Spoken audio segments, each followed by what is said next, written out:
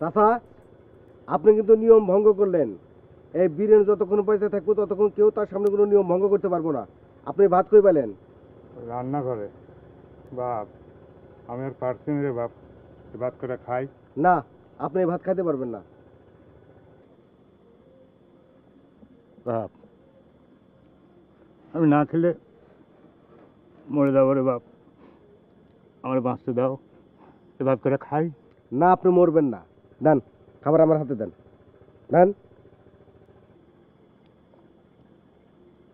Doctor সময় আপনার স্বাস্থ্য ভালো মতন পরীক্ষা করে আপনার স্যালাইন অর্ডার করছে।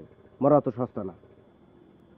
না খেলে আমি মরবো না এটা ঠিক, কিন্তু খিদার কষ্টে আমার সারা রাত ঘুম হবে না রে বাবা। খিদার যে কি জ্বালা, কি কষ্ট, সেটা তুমি বুঝবে না রে বাপ। আমি সেটা বুঝবো না, এই ধারণা ঠিক না। ছোটবেলায় আমি দিনের পর দিন একবেলা খায় কাটাইছি। কেন তুমি না খেয়েছিলা কেন? আমারও তো সে একই প্রশ্ন। বুঝ আসার আগে আমি কি আমি না খেয়ে থাকবো?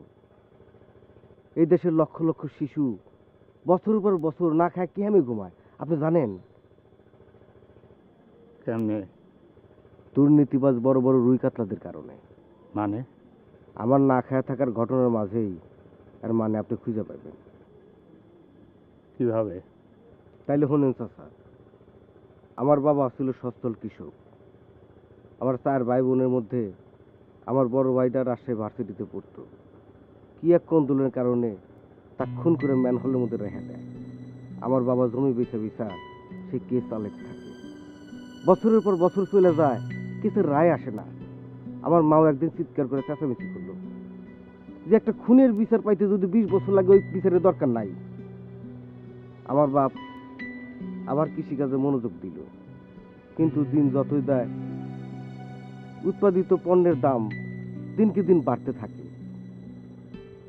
ফসলের দামের সাথে উৎপাদিত পণ্যের দামের ভারসাম্য থাকে না।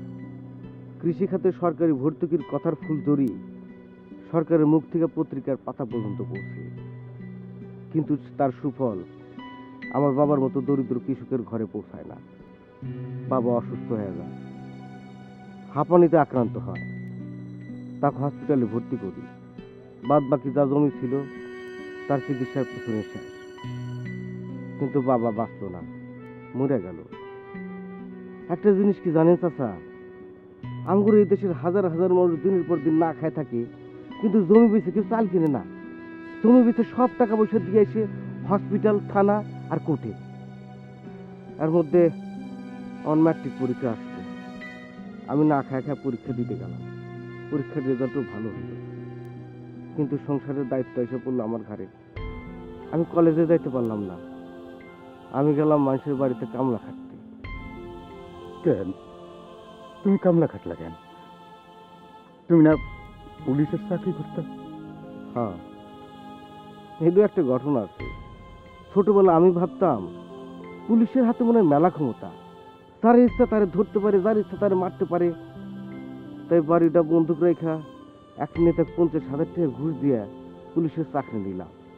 কিন্তু একটু কনস্টেবলের কতবার ক্ষমতা, 5-6 হাজার টাকা ঘুষ খাওয়ার জন্য ছোটাছুটি করলাম, কোনো লাভ হলো না।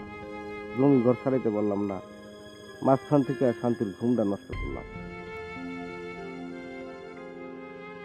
বলো কি তুমি? হ্যাঁ চাচা, এই দেশের লক্ষ লক্ষ বীরেনের গল্প প্রায় একই। চাচা, আমি হিনা হিসেব পণ করছিলাম আমি আর জীবনে কোনোদিন নিয়ম ভঙ্গ করব না, কিন্তু আজকে আমি নিয়ম ভঙ্গ করবো। আপনার সাথে কথা কয়া আমি আমার বাবার স্মৃতি ফিরে পাচ্ছি। আপনার খিদের কষ্ট দেখা আমার নিজেরও খুব কষ্ট হইতেছে। চাচা, নেন খান।